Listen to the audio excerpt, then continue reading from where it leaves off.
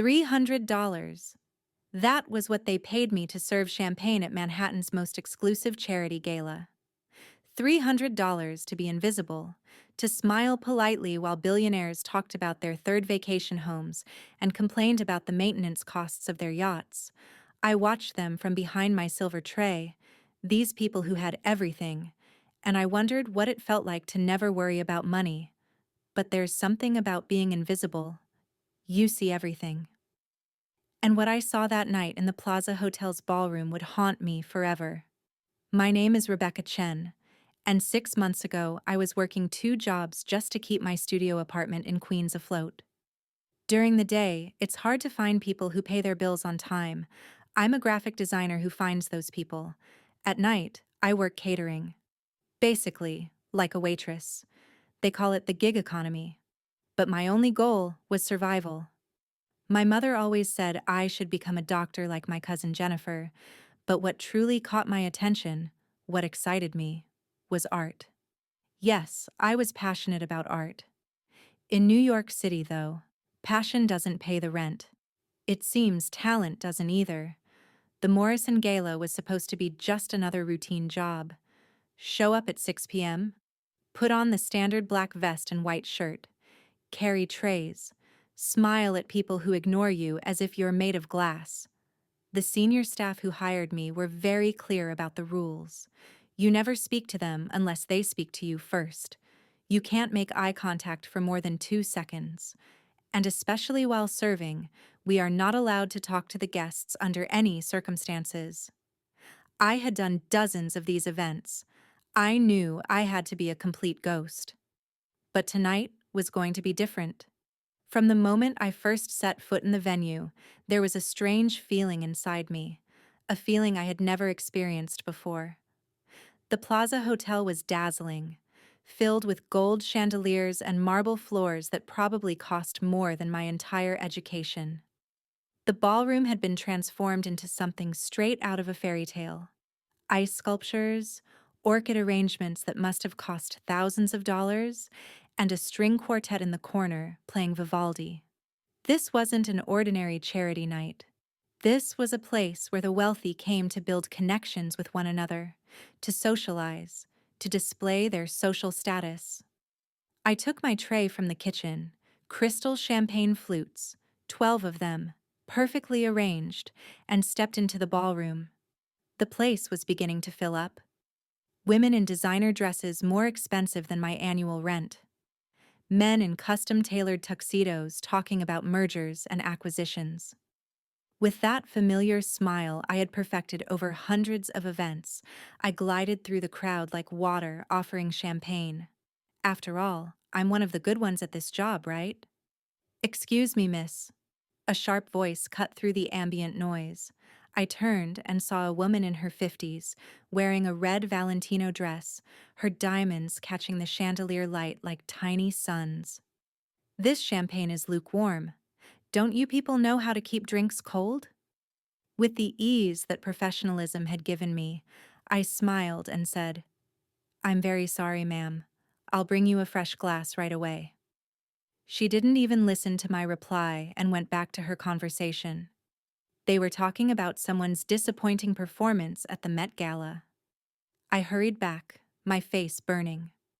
This was the part of the job I hated the most, that casual cruelty, the way they made you feel like you were nothing. But I needed the money, so I had to endure it. $300 would cover my electricity bill and leave enough money for groceries. For $300, you swallow your pride. You have to. Like every night, this party was passing in the usual way. Smiling faces, empty small talk, the constant circulation of champagne and canapes. I noticed the event organizer, a tall woman named Patricia Whitmore, moving through the crowd like a general inspecting her troops. She had that commanding air of someone no one ever said no to, someone who believed her money and connections naturally made her superior to everyone else. Then I heard her name. Her name was Sarah. My college friend recognized me immediately, and I recognized her too. Sarah Martinez. We had been friends since freshman year. Before she transferred to Yale, I had stayed at CUNY to save money. She looked stunning in a midnight blue dress, her makeup professionally done, her entire posture screaming success. My friend had changed beautifully. Let's see how her personality had changed. Sarah, I didn't know you'd be here, I said, genuinely surprised. Her eyes drifted to my catering uniform, and I saw it. The realization, the pity, the slight embarrassment. Oh, you're working tonight. That's great. In this economy, everyone needs a side job, right? She let out an awkward laugh. Something twisted in my chest. Yeah, I'm making a little extra money. Well, you have to meet my fiancé, Marcus. She waved over a tall man in an expensive suit. This is Rebecca. We were friends in college. She's a graphic designer. Marcus barely looked at me. Nice to meet you. Sarah, the Hendersons have arrived. We should go say hello. That was when the exclusion began, and by my own friend. Sarah gave me an apologetic smile and disappeared into the crowd. For a moment, I stood there holding my empty tray, feeling that familiar sting of class division. We had started at the same point, but somewhere along the way, our paths had sharply split. When my tray was empty, I went back to the kitchen. I paused for a moment to calm myself and take in the environment. Our kitchen crew was mostly made up of immigrants. They moved with practiced efficiency. All of us were continuing this struggle for survival, crushed under the lives of people who tried to trample those like us. Hey, new girl, one of the other servers said, a man named Miguel, nudging me with his elbow. Watch out for Patricia. She's in war mode tonight. She already fired a server just for setting down a glass a little too loudly. Are you serious? I asked. It looked like this night was going to be stressful. I'm dead serious. These people are crazy. I once worked a party where someone got fired just for making eye contact with the host's wife. Eye contact? I nodded and returned to the ballroom. The energy had shifted slightly. The effects of the champagne were starting to show. I moved through my assigned section, offering drinks, collecting empty glasses, becoming professionally invisible. That was when I heard that woman's voice, Patricia Whitmore's, for the first time, sharp and slicing through the general hum like a knife. You, tray girl. I turned and it felt like my heart was about to seize. She was pointing directly at me, her perfectly manicured finger extended like an accusation. Keeping my professional smile, I walked over to her. Yes, ma'am. What's your name? Rebecca, ma'am. Well, Rebecca, do you see how slowly the hors d'oeuvres are coming out? This is completely unacceptable. These people paid $20,000 per plate to be here, and the service is amateurish. Do you understand what I mean? $20,000 per plate. These people must have lost their minds. That amount was equal to 7 months of what I earned. And these people were spending it on a single meal. I understand, ma'am. I'll make sure that... I don't want excuses, she cut me off. I want results. This is supposed to be a professional event, not a backyard barbecue. Get it together. I nodded and walked away. My cheeks were burning with humiliation. A few guests had seen us and had actually stopped their conversations just to watch. They were clearly enjoying it. I was just another servant being put in her place, the evening's entertainment. The next hour passed in a blur of frantic movement. Patricia found fault with everything I did, the way I carried my tray, the angle at which I approached guests, even my posture during the moments when I wasn't actively serving. She took pleasure in criticizing and humiliating me in front of others, asserting her dominance over someone who couldn't fight back. Then came the announcement that changed everything. Ladies and gentlemen, the sound system boomed. Please welcome this evening's host and the generous donor who made tonight possible, Michael Chen. I froze. Chen was my last name. It wasn't exactly rare, especially in New York, but there was something strange about the timing. I watched a man in his 60s walk onto the small stage. He was impeccably dressed, and his presence commanded immediate attention. He looked vaguely familiar, but I couldn't place where I had seen him before. "Thank you all for being here tonight," he began. "This gala supports the Children's Hospital Foundation, a cause very close to my heart. 20 years ago, my daughter was born with a serious heart condition. The doctors at Manhattan Children's Hospital saved her life. Tonight, we are raising funds to ensure that every child has access to the same level of care, regardless of their family's financial situation. Because in America, your zip code should not determine whether you live or die." The crowd applauded politely. I felt a strange tingling at the back of my neck. A daughter with a heart condition. My mother had always mentioned a wealthy relative I had never met. Someone who had made a fortune in technology. Someone who had risen to the top levels of society. "My daughter couldn't be here tonight," Michael Chen continued, a faint sadness in his voice. "Because of the choices I made, the priorities I set incorrectly, we have been estranged for many years. But I like to believe that she inherited her sense of justice and fairness from me. That's why tonight, in my daughter's honor, wherever she may be, I am announcing a donation of $47 million to the Children's Hospital Foundation." $47 million. The number was so large it didn't feel real. I couldn't even dream with a sum that big. With that kind of money, you could maybe solve world hunger, end homelessness, completely transform countless lives, and he was giving it, without hesitation, to a single hospital, just because of a personal connection. "Excuse me, Rebecca." Patricia Whitmore's voice interrupted my thoughts. "Stop standing there daydreaming. We need someone in the kitchen. One of the dishwashers called in sick, and we're falling behind. Go back there and help with the cleaning." I looked at her. "I was hired as a server, not as kitchen staff," I said. Her eyes hardened dangerously. "Listen, sweetheart, you'll do what I tell you. This is a professional event, and I won't allow a part-time server to question my authority. Either you go to the kitchen and start washing dishes, or you leave right now and forget about getting paid. Your choice." It was as if the ballroom had gone silent. No one seemed to make a sound. The other guests had stopped their conversations to watch the confrontation. I could feel their eyes on me, some amused, some uncomfortable, but none of them willing to intervene. This was the natural order of their world. People like Patricia gave orders, and people like me carried them out. I thought about the rent due in 5 days. I thought about the student loans I'd be paying until I was 50. I thought about the $300 I desperately needed.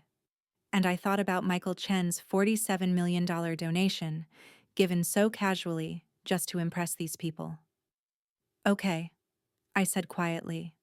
"I'll wash the dishes." Desperation was a terrible thing. Patricia smiled like she had won. "That's right. Now hurry."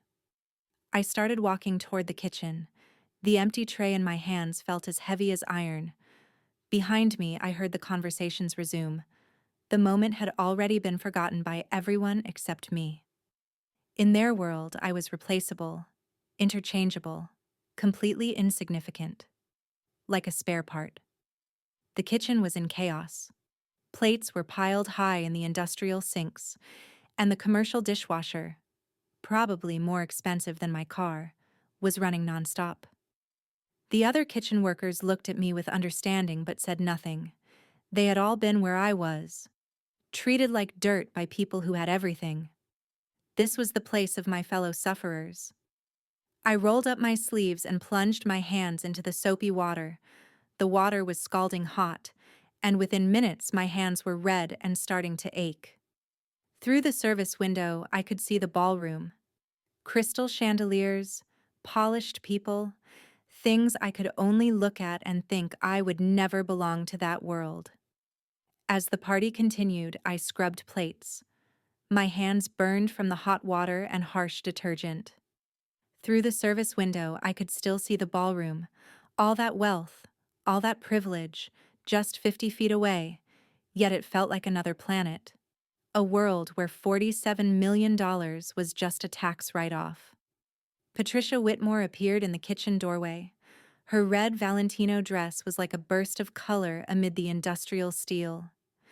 "You're working too slowly. At this rate, we'll be here until midnight." I clenched my teeth and kept enduring it. I started scrubbing the plates faster out of anger. She watched me for another minute, clearly enjoying her power, then returned to the party. "This woman is the devil," Miguel muttered from the other side of the kitchen. "Pure evil." I couldn't respond because of my anger, so I kept washing. I kept my head down and continued counting the minutes until this nightmare would end. $300. I was doing this for $300.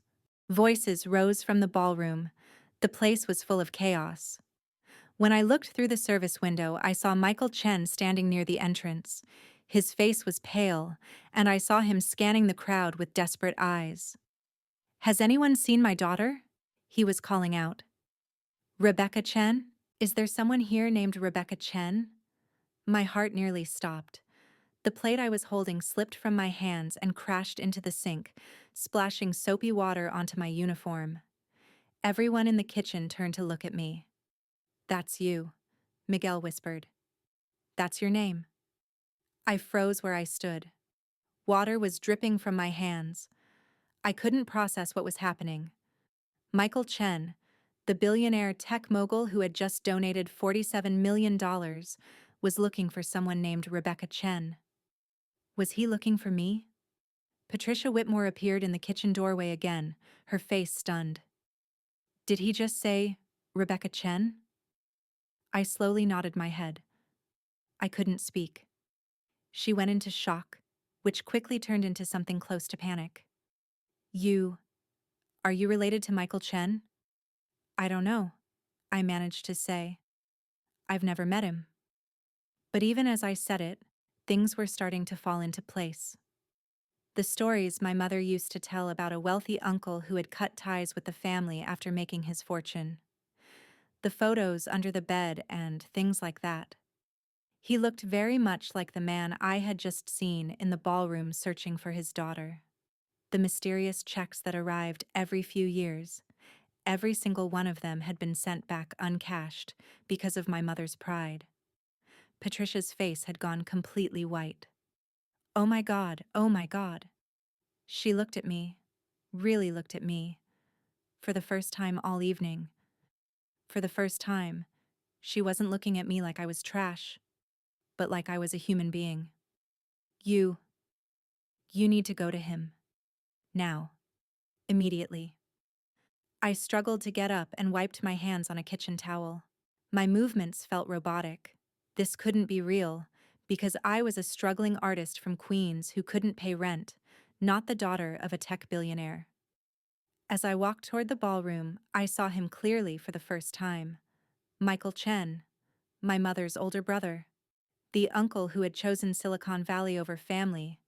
The man who, while building an empire, had left behind his sister who worked 3 jobs to raise me alone after my father left. The man who sent the checks my mother always returned, who offered help she was too proud to accept. When he said, "my daughter," he meant his spiritual daughter. It turned out he was my uncle. When he saw me, I saw him too. Our eyes met in the middle of the ballroom, and I watched recognition bloom on his face. He started walking toward me. The crowd automatically split in two, hundreds of wealthy guests watching the scene unfold. "Rebecca," he said when he reached me, his voice breaking. "You're Rebecca. You look exactly like your mother did at your age." Standing there in my water-stained catering uniform, my hands still red from dishwater, I was facing a man worth billions of dollars who shared my blood. "Uncle Michael? I've been looking for you for years," he said. "Your mother wouldn't tell me where you were. She said you didn't need money from someone who abandoned his family. But I never abandoned you, Rebecca. I just made mistakes. Terrible mistakes. I chose success over family, and by the time I realized what I'd lost, it was too late." The ballroom fell into complete silence. So many people, so many staff. Everyone was watching us. In the crowd, I could see Patricia Whitmore. Her face had turned into a mask of horror as she realized what she had done, how she had treated the niece of the man who was financing this entire event. I needed to teach her a lesson. "What are you doing here?" Michael asked, looking at my uniform. "Are you working as a server?" "Because I need money," I said simply. "Because I have rent to pay, student loans, and a life that currently costs $300 more than what I have." His face fell. $300? I just donated $47 million to charity, and my niece is washing dishes for $300. He turned to the crowd and projected his voice across the entire ballroom. "Do you see this? Do all of you see this? This is my niece, Rebecca Chen. She is a talented graphic designer, working 2 jobs just to survive in this city. And tonight, Patricia Whitmore sent her to the kitchen to wash dishes as if she were nothing." Patricia tried to speak, but Michael stopped her by raising his hand. "I came here tonight to give money for a good cause," he continued. "But now I realize that charity begins at home. I spent 20 years building wealth, donating to foundations, trying to buy some kind of absolution for the family I neglected. This isn't charity," he said softly. "This is family. What I should have done 20 years ago." He took out his phone and typed something quickly. Then he turned the screen toward me, and on it was a transfer waiting to be sent. $2 million. The account it was being sent to was an account that had already been opened for me before. "I set this up years ago," he explained. "I was putting money into it every month, hoping that one day you'd accept it. This is yours, Rebecca. No conditions. Use it to pay off your loans, buy a place to live, start your own design firm. Whatever you want.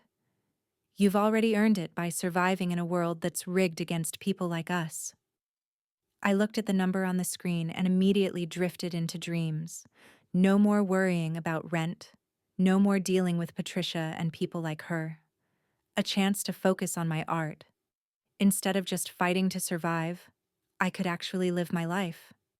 I felt things in my heart that I had never felt before. My heart sank. Of course there was a condition.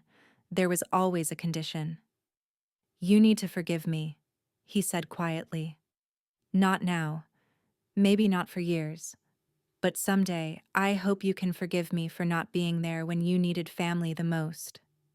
When I looked at this man, I saw both a stranger and my family, a man who was both a billionaire and human, both a success story and someone broken. I thought of my mother, working 3 jobs, refusing his help because of her pride. I thought of all the nights I ate ramen for dinner, all the moments I worried about how I would pay the rent, all the times I felt invisible in a city full of people. "I forgive you," I whispered, and we embraced. In the middle of a ballroom filled with Manhattan's elite, in the stunned silence of everyone watching, I hugged an uncle I had barely known. When we finally pulled apart, I saw Patricia Whitmore trying to slip toward the exit. "Patricia," Michael called out, "don't leave just yet." She stopped where she was and turned to face us, her face completely pale. "I think you owe my niece an apology," he said calmly, "for treating her like she was nothing, for forcing her to wash dishes, for being cruel simply because you could." Patricia opened her mouth, closed it, then finally managed to speak. "I'm sorry. I didn't know who she was." "That's exactly it," I said, finding my voice. "You didn't know, and that's the problem. You treated me badly because you thought I didn't matter, because you thought I was just an ordinary server you could push around. But everyone matters, Patricia. Everyone deserves respect, no matter their job or their bank account." The ballroom echoed with applause. Some of it was probably sincere, some of it likely from people trying to distance themselves from Patricia's behavior, but I didn't care. I had said what needed to be said. Later that night, after the gala ended, Uncle Michael and I sat in a diner that was still open in Queens. We drank coffee and talked about family, mistakes, and second chances. He told me how he built his company, about the guilt that never left him, about how success means nothing if there's no one to share it with. "Your mother was right to be angry with me," he said. "I chose money over family. I can't take that back. But maybe with your help, I can do better from now on." I smiled. Maybe we both can. $300 wasn't the best thing this night gave me, Uncle. Here, I saw family, forgiveness, and that the dreams we think are impossible can actually come true. Sometimes the universe pulls us along mysterious paths, but in the end, we arrive at better places. And if you want to get lost among stories where pain turns into strength, you're in the right place. Subscribe, and I hope we meet again. Goodbye.